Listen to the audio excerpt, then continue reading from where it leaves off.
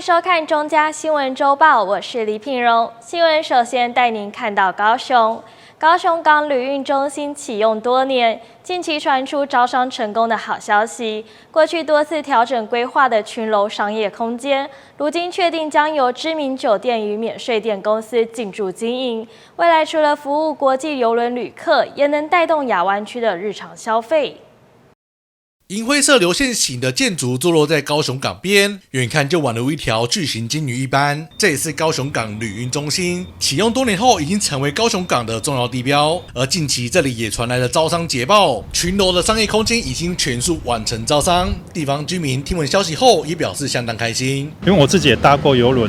在旅運中心搭了一次，我發覺它的商店啊，或者周遭好像沒有那麼 OK。那現在旅運中心有進駐以後，能夠以後就不用到基隆去了，當這邊為當母港，我相信中南部的人搭郵輪旅遊是一個蠻好的享受。高雄港旅運中心的整體規劃分別為15層樓高的辦公塔樓，以及6層樓高的旅運群樓。雖然已經營運了3年，但是內部的商業空間規劃歷經了多次調整，如今終於確定由誠毅酒店與鵬帆公司進駐經營，包括這周遭整個輕軌它就在門口，我相信比日本還好。日本還要搭車出去，來我們高雄，我們只要到旅運中心，然後搭輕軌，就整個高雄市就可以整個遊覽。我覺得這是一個非常好的消息哈。這個旅運中心的郵輪的航次還是在處於一個上升成長期。那其他郵輪還沒靠港的時間呢，這些商業服務設施它還是需要有一個基本的來客，所以我還是比較傾向建議說，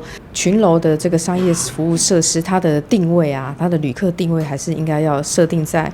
來高雄的觀光客以及高雄市的市民為主。兩大業者進駐後，除了可以提升國際郵輪旅客的購物與休憩體驗，市議員也提醒，未來招商內容不應該局限於傳統的免稅商品，也應該進一步結合高雄的特色品牌與在地特產，展現城市特色。例如說餐飲的部分，可以去強調它的獨一無二的景觀。那針對市民朋友呢，是否提供一些優惠來吸引大家，那來增加它的來客數？那免稅商店的部分呢，雖然說是招商出去，但我倒是覺得有點可惜。其實郵輪上面就有免稅店了，所以你要設免稅店也不是不行，但是免稅店就是只有國外旅客持外國護照的才能進去逛。那而且你裡面設定的商品到底是免稅店常見的一些精品啊、菸酒等等，還是說你應該要去設定說在地的高雄的精緻的這個物產館的這樣的一個設定，我覺得反而是比較合適。隨着商業空間完成招商，高雄港旅運中心的機能也逐漸完整。未來除了服務國際郵輪觀光客，也有機會結合周邊亞灣生活圈，成為兼具觀光、休閒與日常消費的新據點。解說君高雄報道。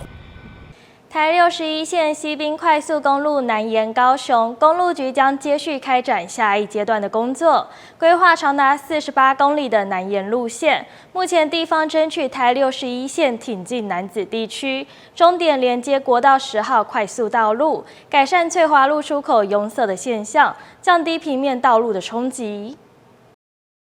台61線南端終點目前位於台南市七股南延高雄段部分，公路局提出可行路廊方案，並獲行政院核定，將啟動綜合規劃與環評，將現有路段延伸至高雄楠梓地區。未來北高雄海線串聯台南，讓西部快速公路網更加便利。會有另外一條路可以往台南，不然你每次走國道的話都很常塞車，幾乎都會塞車，或許會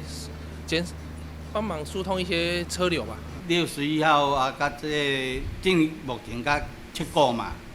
啊7股佮銜接甲這個高雄的10號是交通便利，差足濟啦。加開這條路，阮的百姓裡面哦，較方便啦，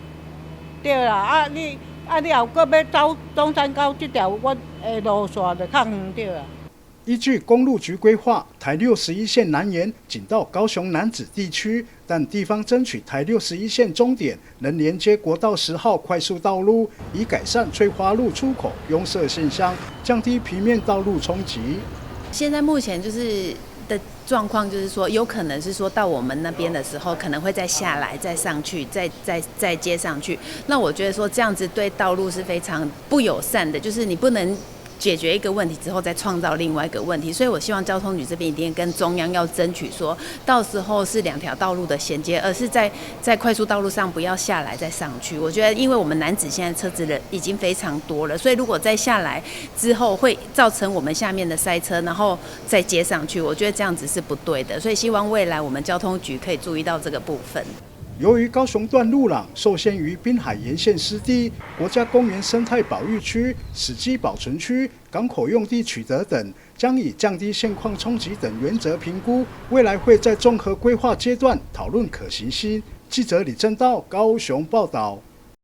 高雄小港機場雖然已經爭取到880億元的經費推動整體更新，但受到腹地、跑道與宵禁等先天條件的限制，未來發展空間依舊有限。隨着南部半導體產業快速成長，加上觀光與演唱會經濟持續升溫，南台灣是否需要第2座24小時大型國際機場也再度引發討論。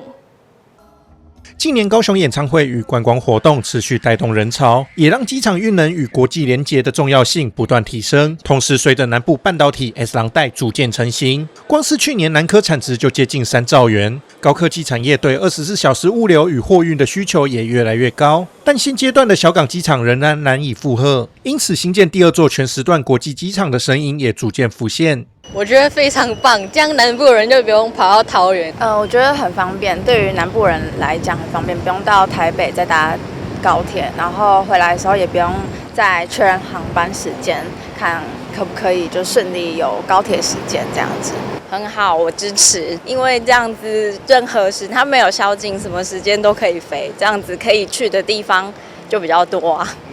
对啊，而且我們這樣就很方便，不用都跑到桃園去，不然晚一點的班機或者是要到比較別的地方去的班機都要往桃園跑，很麻煩。土地 OK， 然後那個載運量夠的話，我覺得這是可以方便南部的民眾，然後建一個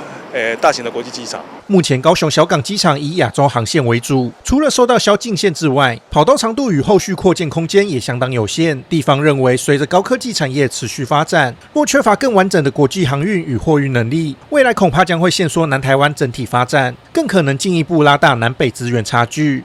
從高雄的未來30年，南台灣的未來50年到100年，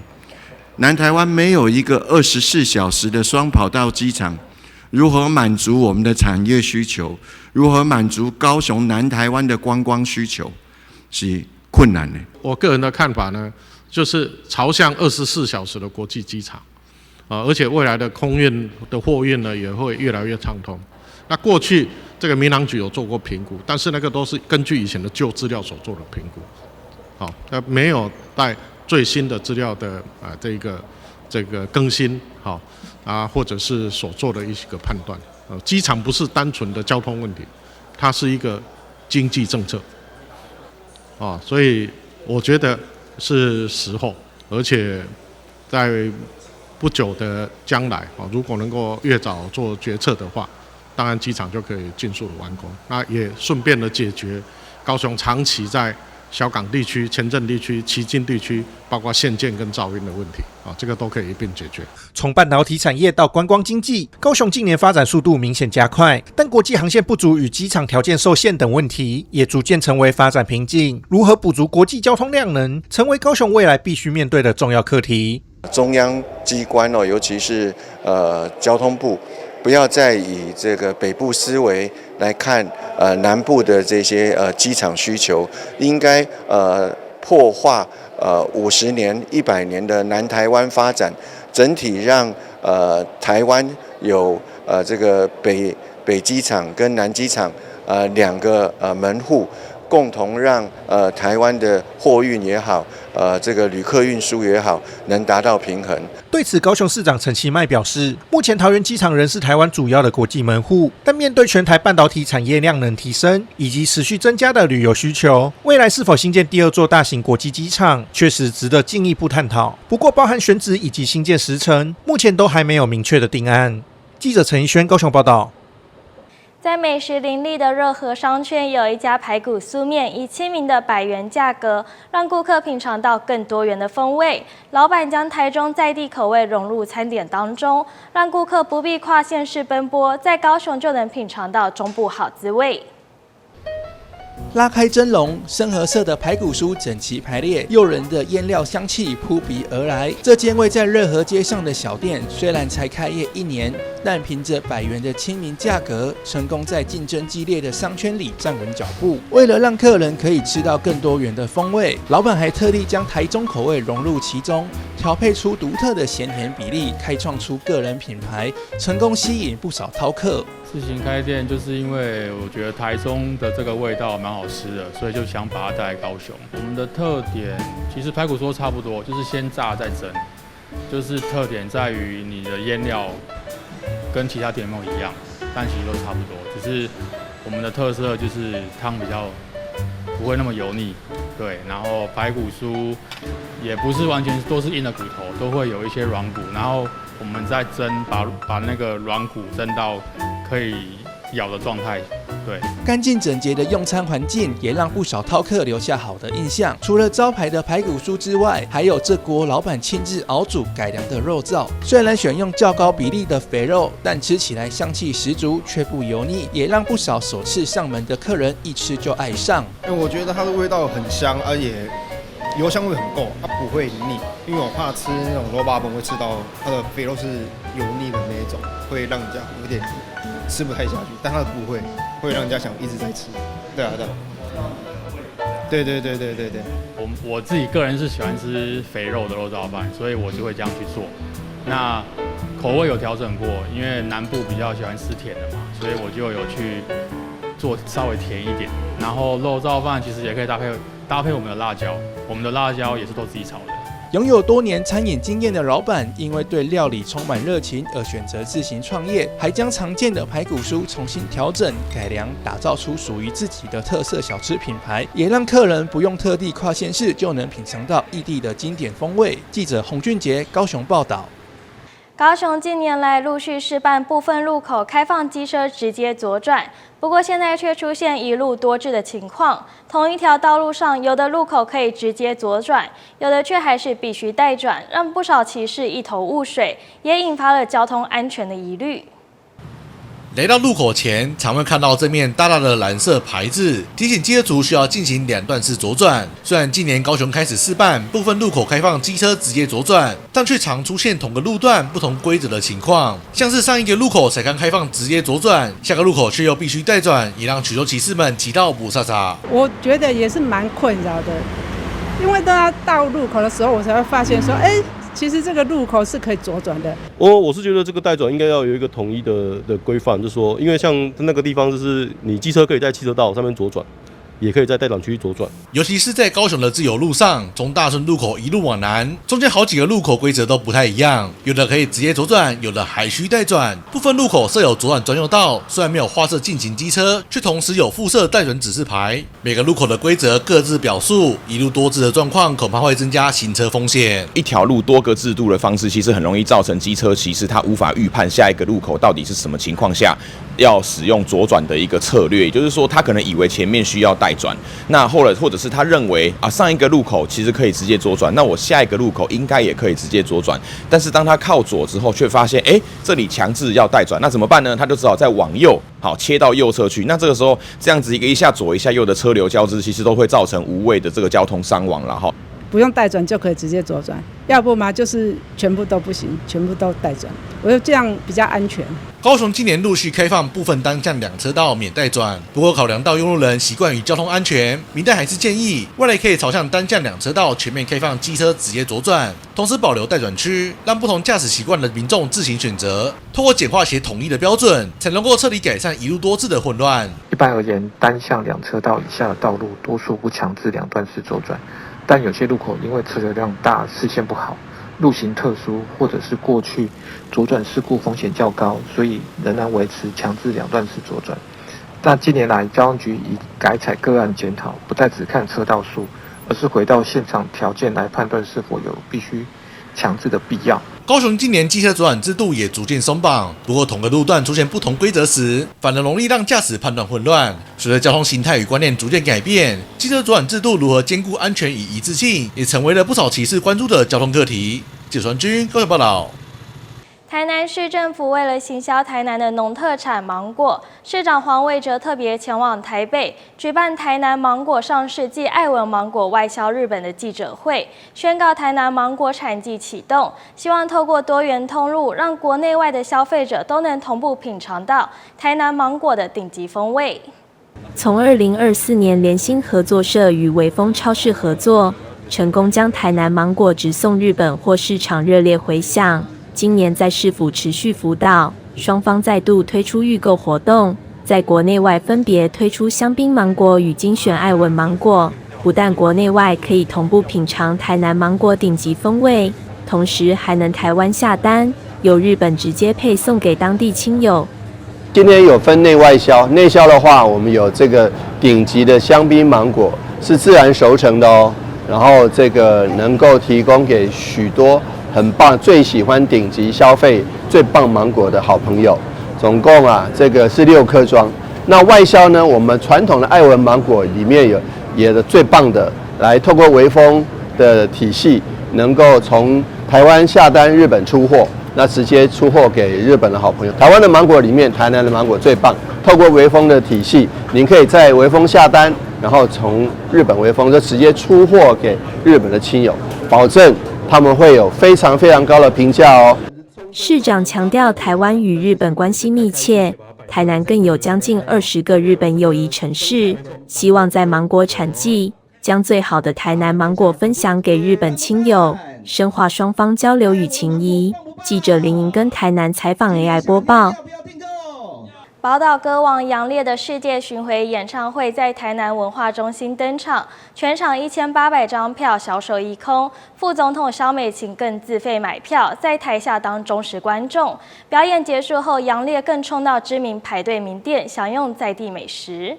在台南市長黃偉哲以及立委們的陪同下，副總統蕭美琴來到台南，聆聽寶島歌王楊烈的演唱會，還向現場觀眾比出愛心手勢。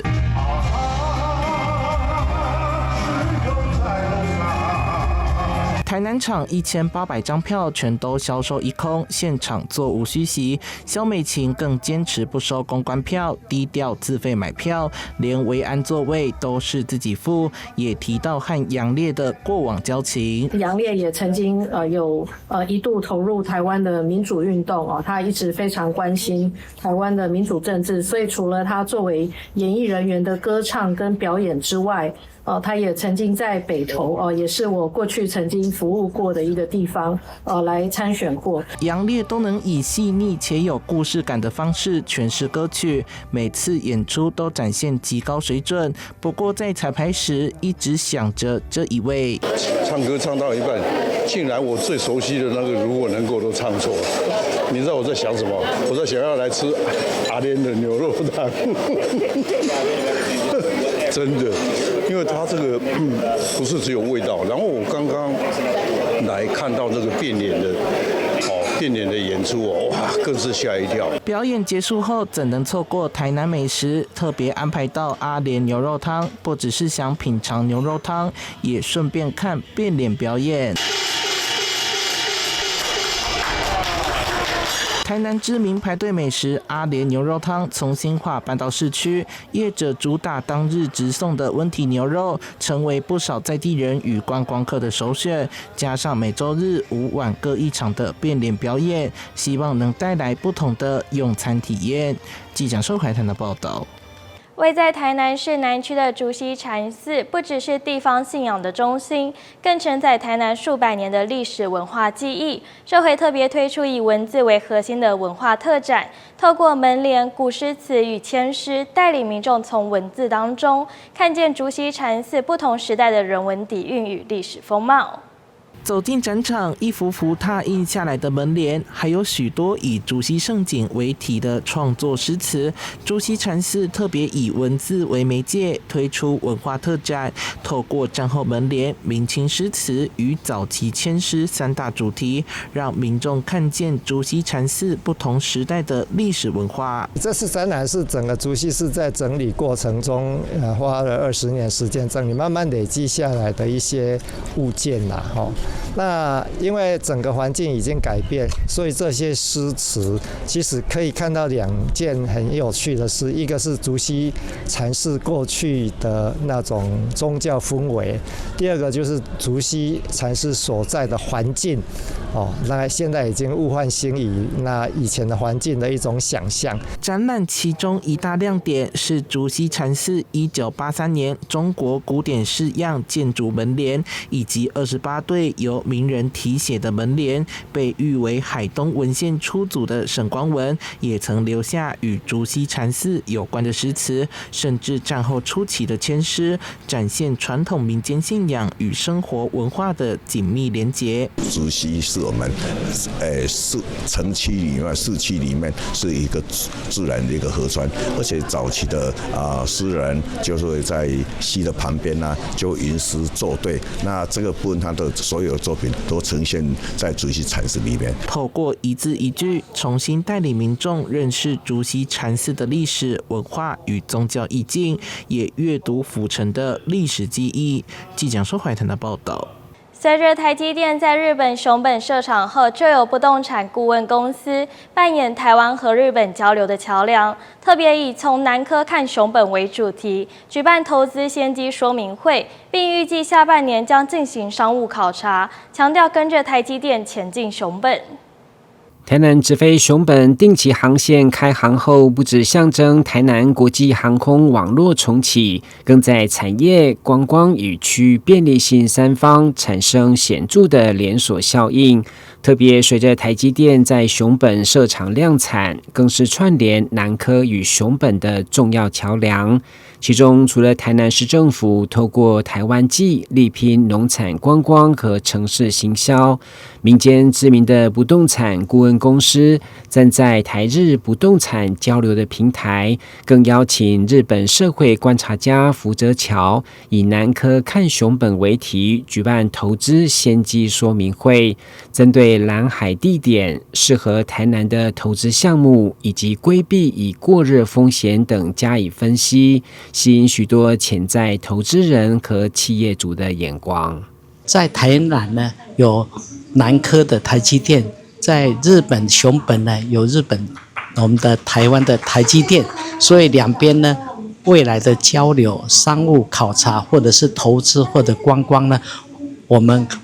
預見會越來越密集。現在整個九州就是半導體的一個戰略特區，所以以熊本來說，隨着台積電的1廠跟2廠的一個進駐，所以基本上呢，有很多的半導體的供應商，然後還有就業的一個人潮進來，所以這是蠻大的一個科技業的一個紅利。那我們在這一場說明會裡面就會很明確的告訴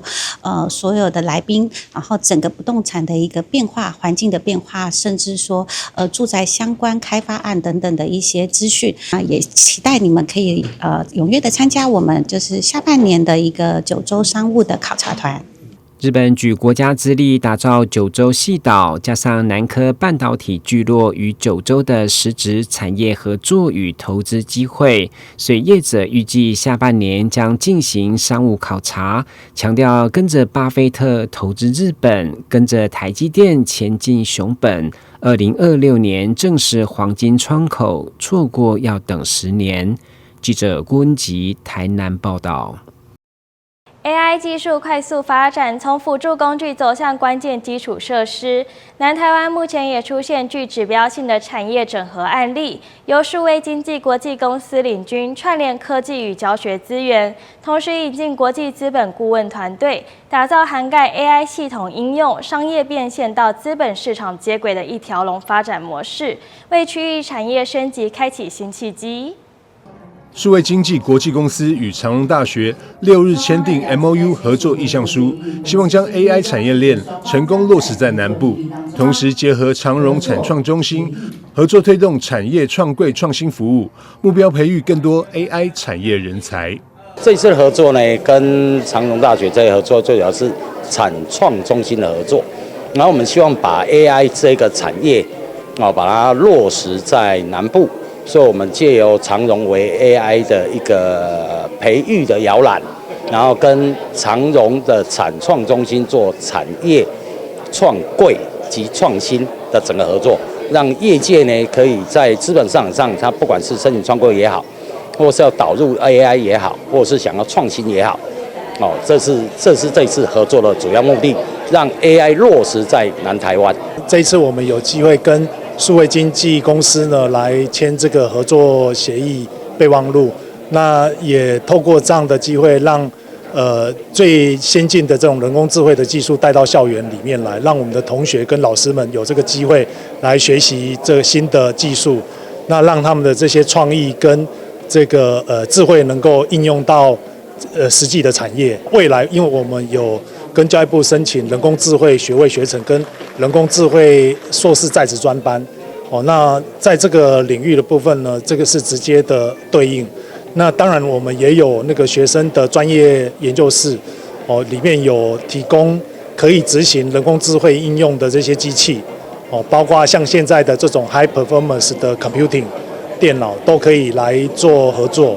古學林在會中指出，未來產業競爭關鍵不僅在於產品與價格，更在於生態系整合能力。透過公司核心產品 AI 營收加速器，將企業原有固定成本轉化為可持續成長的營收動能，突破傳統 AI 僅止於降本增效的應用框架，進一步直攻企業最核心的營收成長指標。長榮大學則定位為南台灣 AI 人才培育與技術落地的重要基地，致力縮短學研與產業之間的落差，並協助企業邁向資本市場，形塑產學、產業與資本三方串聯的完整生態體系。台南新聞張偉忠採訪報道。新北市長侯友宜日前率領在地土樹3英民代團隊前往捷運頂埔站，搭乘列車到捷運陶瓷老街站視察整備情形，並測試轉乘動線，確認初次會勘改善事項已經全數完成，後續將正式提報交通部進行履勘，力拼年中順利通車。捷運3一線朝年中通車目標再邁進一步。新北市長侯友宜11號前往捷運頂埔站，搭乘列車到捷運陶瓷老街站視察整備情形，並測試轉乘動線。侯友宜表示，先前初勘的5項改善事項已全數完成，系統穩定度跟列車的改善率也達到高標準。尤其從頂埔站轉乘板南線僅需約2分鐘，未來通車後，可望替三峽鶯歌的民眾減省約20分鐘通勤到台北市的時間。今天是要報交通部之前，我特別跟所有的市民好朋友來到現場，搭乘3英線，從頂埔站坐到陶瓷老街站，來測試。目前5項的改善已經改善完畢了。至於在整個系統的穩定度、可用度裡面，可以講都已經達到這個高標準。尤其我們的妥善率已經達到100%，就可以在5月份報給交通部來履勘。那履勘過以後，我們預計在今年的年中就可以順利通車。3英線是我們土市3英市民朋友期待很久的一個捷運，那可以帶動我們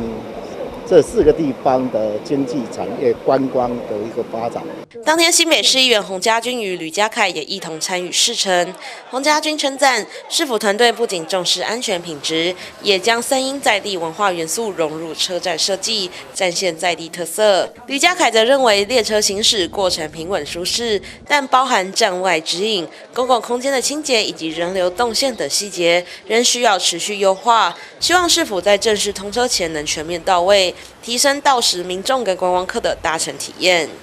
從土城，那再來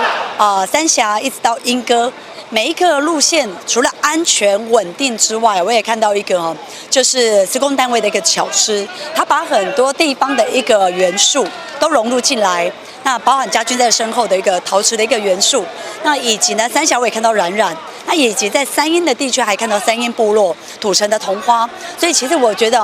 公共建設跟在地文化藝術的一個融合，這個在3英捷運看到的真的是非常很棒的一個結合。那也期待大家共同支持之下，這樣的一個建設可以真的是符合大家的一個期待。其實我覺得一路上那個速度，因為都是正常到時候營運的速度，那我們說坐起來是蠻舒服的。但萬一整體站體，因為我們是在所謂的整個坐電梯嘛，然後到搭乘捷運，等於說我還沒有進入到廁所以及公共空間，所以到底在使用上面人流會有多少，以及使用上來不來得及清掃，以及室外空間，像我們剛剛會勘所看到戶外還有很多的指引牌都需要改善的地方，所以我希望說在正式通車之前，現在已經要進入到中央旅勘嘛，我們希望說市政府相關單位可以把我們戶外的公共空間相關的指引牌、相關的環境清掃、環境清潔等作為，都可以把它做到位，讓我們不管是在地的人來搭乘3義捷運線，或是外地的觀光客來到這邊搭乘捷運線，我們都希望說給他們煥然一新，可以真正的帶起經濟共榮的一個效益。針對地方民眾關心的噪音問題，侯友宜也回應，雖然目前數值皆符合標準，但市府仍持續搜集民眾的意見，並編列預算進行改善。尤其鄰近學校跟醫院等敏感區域，已優先施作相關工程，希望在捷運正式營運前，進一步降低對周邊居民生活的影響，兼顧交通建設跟生活品質。其實噪音雖然都符合標準，但是我們也不斷的在整個測試的過程當中，感受人民對噪音上的一些回應，所以我們陸陸續續在所有的路段，只要大家感受上需要做調整的，我們都已經編預算在調整當中。尤其臨近學校、醫院的，我們已經在優先施作了。隨着2次試閘確認完成，新北市府表示，捷運3義線將正式提報交通部辦理旅勘，全力力拼今年年中順利通車，不僅串聯土城、三峽與鶯歌。未來更將進一步連接桃園八德，打造更完整的北北桃捷運生活圈。記者劉婷新北報道。為了讓技職教育與產業無縫接軌，桃園市政府與中壢高商攜手打造全新的桃園市智慧金融與商務科技教育中心。中心內精心規劃了3大場域，包含模擬現代大賣場的智慧商場，還有時下最夯的短影音行銷教室與 AI 理財中心。目標是要讓每一位學生畢業就能具備即戰力。中壢高商全新的智慧金融與商務科技教育中心，磅礴來到小型的現代化科技商場。具備優良商管傳統的中壢高商，面對數位經濟快速發展，桃園市府與校方進一步合作，針對未來商業趨勢，規劃了3大實作場域。因為中壢高商大家都知道是我們桃園市呢這個歷史最悠久的這個商業職業學校。那過去呢有非常這個悠久的歷史也有非常多的這個傑出校友，也跟我們的這個學校還有我們致理科大的陳校長一起討論未來在教育局的協助之下我們希望能夠把這個中壢高商的這個教育然後讓同學們可以有一個實務參與的機會，也希望未來這個教育中心希望我們這個全國的這個年輕學子們如果你對做生意、對於商業這個服務有興趣的話，非常歡迎您到我們中壢高商來報名來參與我們整個的學程。過去的商管教育多半着重在課堂上的理論教授，但現在透過這個實作教育中心，學生可以在虛擬商場中直接組隊做生意，從最基本的服務態度、倉儲管理、會計記賬，一路到運用最新的科技與行銷手段來提升業績，完整體驗商業運作流程。不僅如此，校方也積極向下扎根，未來將結合課程、示範與體驗活動，邀請桃園市的國中端學生進校體驗，作為適性探索的重要一環。所以在3大中心當中，我們目前的都有相關的規劃，特別針對高中還有國中端的學生，因為國中端的他的適性探索、職涯試探，我們也都會邀請鄰近的國中端學生進到我們的學校來做這些商場教育模式的體驗。未來也在計劃我們的致理科大，還有我們的大學端我們這個元智跟長庚這邊的大學端的專業的這個商業類的這個技能能夠引進到我們的高中端，讓我們的孩子在未來有非常好的實務的實作能力。這座中心的誕生，不僅有市府與教育局的資金挹注，更找來有深厚經驗的致理科技大學團隊協助。致理科大這次合作，將大學端的專業資源向下延伸到高中端。另外，中心也將呼應市府的雙語政策，把職場英文深度融入各項情境實作中，模擬外語接待與跨文化溝通。這3年來，我們真的很高興有機會能夠參與，不管是軟體的以及各方面的那個硬體的這些一個建設。今天的誕生真的是非常非常的，我們有參加的感覺。另外就是我們為什麼會有這個能力能夠做呢？因為我們學校在多年前有教育部給了3000萬做那個智慧金融的實際場域的設備的一個整建，後來我們做的還不錯，給了3000萬之後，教育部要主動又給我們2000萬，所以5000萬的經費來做這個，我们就有經驗。有了經驗之後呢，我覺得科大也好，高職也好，跟普大、跟普高有什麼不一樣？就是實作，就是實作。因為中立高商好，治理就會好。因為很多高商是中立高商的畢業的校友都在這裡，而且都有非常非常好的表現。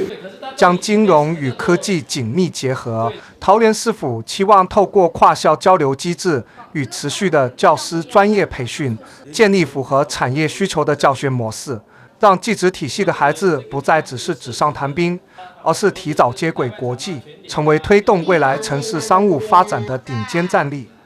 記者李承浩桃園採訪報道。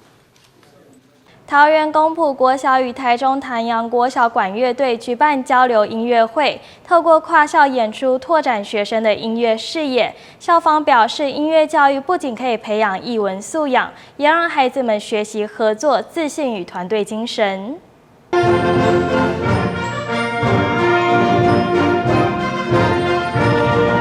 悠揚的管樂聲為蘆竹公埔國小跟台中潭陽國小管樂團的交流活動拉開序幕。公埔國小以音樂教學為特色課程，雖然是偏鄉學校，但是在社會跟市府的支持之下，每個孩子在畢業前都會學好至少一種樂器。而潭陽國小管樂團是連續17年榮獲全國管樂特優的常勝軍，透過交流將為孩子們打開不一樣的音樂視野。我覺得可以看到他們表演，我覺得可以認識一下他們，就看一下他們跟我們的差別。我老師有跟我們說他們是全國特優，所以我會蠻緊張，有點緊張。就交朋友啊，然後跟別的國小交流，然後學習他們的優點。音樂藝術教育對於品德跟藝文素養的培育非常重要。或許有些同學一開始學音樂不是很樂意，但在接觸之後，不僅有成就感，感覺到樂趣，也結交到不少好朋友。就一開始感覺會壓力很大，但是其實吹到後面就變得比較快樂，就想吹，就比較想吹，不會那麼討厭。改變跟成長，會有很多耐心，然後成長是比賽的時候很多成就。公埔國小臨近工業區，每年在地方企業跟人士的捐助之下，孩子們幾乎是免費學音樂，可以說是眾人集資養大的。希望他們在團隊中學習到共好合作、抗壓與自信。公埔國小的管樂團呢，總共有3個團，是有 A、B、C 3個團。那我們從3年級開始做訓練，一直到6年級，所以孩子們會吹總共有4年的時間。那在這個4年的過程中呢，我們希望給予孩子一個最主要的概念就是共好，讓學生在這個學習團隊、學習合作，然後學習抗壓以及學習表演在舞台上的一個自信。所以這個是我們公埔國小一直持續為小朋友努力，然後給予一個非常好環境的一個學校的場域。校長表示，交流不僅是記憶的切磋，更是情感的流動，也看見孩子們在每一次的感動當中，奠定他們在音樂道路上踏實的腳步，以及享受音樂的熱情。如果法國的巴黎是海明威所說的是一所流動的藝術饗宴的城市，那公埔國小呢，就是一所流動的藝術饗宴的學校。因為每一天我們都可以在公埔看見藝文的日常，小朋友在每一天當中就是不斷的在吹奏着管樂的各項樂器。那今天呢，透過就是一個很不一樣的交流的方式，我希望孩子能夠看見自己，也能夠聽見別人，然後享受管樂的熱情以及打擊的深情，讓孩子們在不同的學習的交流當中，能夠有所新的發現跟體驗。蘆竹公埔國小跟台中潭陽國小管樂團舉辦藝戰公埔藝遊時光的交流盛會，不僅展現了兩校對音樂教育的堅持，更讓大眾看見當企業家長與學校攜手努力，藝術便能成為滋養學子生命最動人的泉源。記者賴偉一報道。為了讓身心障礙者能夠持續獲得穩定的生活照顧，桃園市私立啟智學園將在6月6號舉辦公益園遊會。目前學園照顧了71位慢飛天使，一整年的餐費與設備修繕面臨100萬元的缺口，期盼大眾在週末假日一起伸出援手，把愛傳遞出來。桃園市路德啟智學園14日舉辦園遊會記者會，由知名體育主播常富寧主持會場，現場帶來精彩表演，關心社會的地方民意代表也參與其中。路德啟智學園表示，學園長期提供身心障礙者24小時的生活照護。然而，隨着物價不斷攀升，從每日餐食、生活照護到環境維護的經費，皆已成為沉重負擔。為此，園方決定在6月6日舉辦公益園遊會，目標募集100萬元經費。100萬可能對大家講起來好像有一點多，可是我們把它換算成365天，再除以70位學生，其實他們一天的費用只有30幾塊。對我們每一個人來講不是很多，但是對他們來講卻是讓他們能夠飽足，讓他們因為有飽足的食物，讓他們有體力，在人生學習的過程當中有體力，然後可以好好的活出他們的人生。希望說透過我們的訓練，我們幫他募集餐費，我們給他做訓練，讓他未來能夠自食其力哈，給他魚不如教他釣魚，這是我們路德的核心價值。聽到學員的困境，國際獅子會 300B5 區的獅友們立刻響應，總監楊家俊攜手各分會，結合了獅子會內部的公益歌唱大賽，將募款結餘全額贊助，總計捐出超過20萬元的善款。這次活動呢，其實我們結合了我們 300B5 區哦，我們獅子會有一個公益歌唱大賽，我們在當天我們做了一個募款的活動。把一部分的結餘我們就是直接來全額的來贊助我們的路德啟智這次所辦的我們的夏日園遊會的活動那我們也了解到我們的路德非常用心在關懷我們的弱勢團體這個我們也希望持續發揮我們服務的精神，讓我們這樣的愛可以不斷的傳承。都是由獅友自由的捐贈募得了差不多20多萬當然最主要是針對我們給我們小朋友一個非常有愛心一個去傳承的一個經驗。獅子會是獅友服務的地方我們都是能夠樂觀其成給未來的小朋友做了更好的一個生活的美麗的空間。除了企業團體送暖，這次活動也特別邀請到藝人曾運帆與星飛擔任公益代言人，兩人在活動前親自到校園陪伴這些大孩子，深受他們單純善良的特質感動。前1個月有去校園跟他們互動，然後發現他們想要的非常簡單，就是你開開心心的跟他聊天，然後跟他們一起玩，然後他們就會非常開心。然後這次6月6號也有公益活動要讓大家參與。然後也有我們非常精彩的演出，所以歡迎大家多多支持。其實他們就是很像小朋友一樣，像小朋友对小朋友這樣跟他們相處，其實就可以，他們就會很開心跟你分享自己的小玩具小寶物然後帶我們參觀學校，就覺得他們非常可愛。其實蠻希望有時間的話，可以多多去陪他們，就一起傳遞我們的愛心跟溫暖。希望6月6號大家可以一起過來現場，感受我們的表演，還有小朋友們的熱情。這場愛心園遊會將在平鎮區新市公園大草坪登場，時間從上午9點一路熱鬧到下午3點。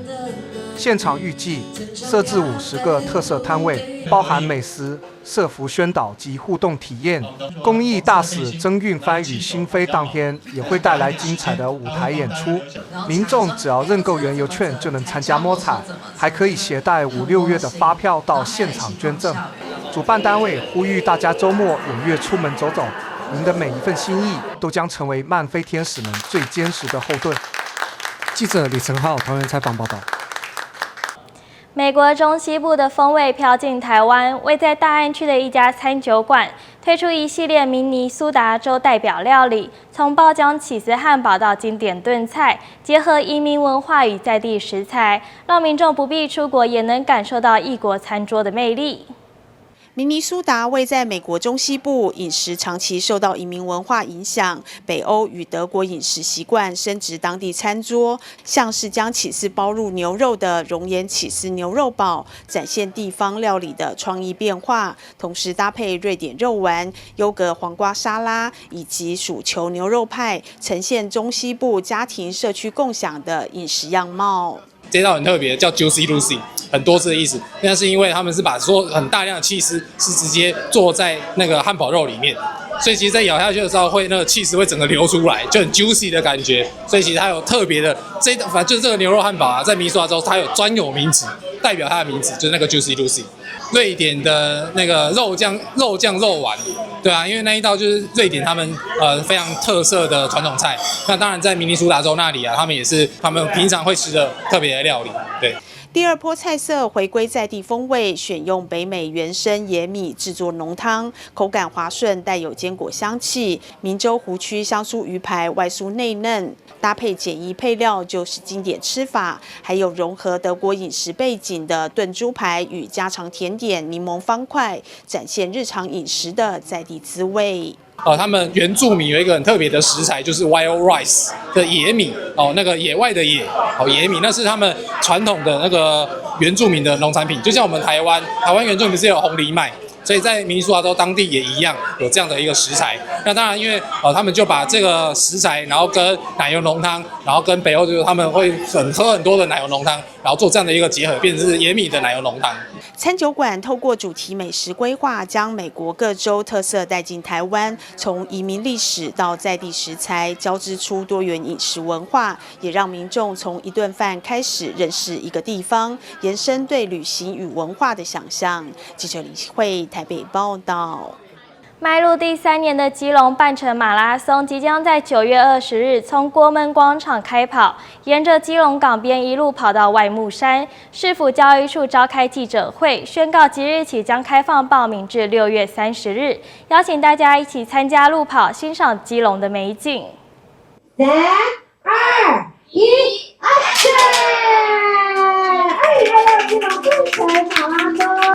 邁入第3年的基隆半程馬拉松即將在9月20日登場。宣傳記者會上，邀請馬拉松經驗豐富的藝人小豬、黃沐妍、市議員陳怡、基隆市熱愛運動的師生到場，展現超強凝聚力。基隆第3次辦，那這回由市政府接下來自己辦。聽說在早上就有好多人打電話來問，什麼時候開始可以報名參加。宣傳記者會由副市長邱佩玲親自主持。今年賽事最大亮點，主辦單位將沿途為跑者拍攝影片。完賽之後可以下載跑者專屬影片，還有配速列車長親子變裝嘉年華。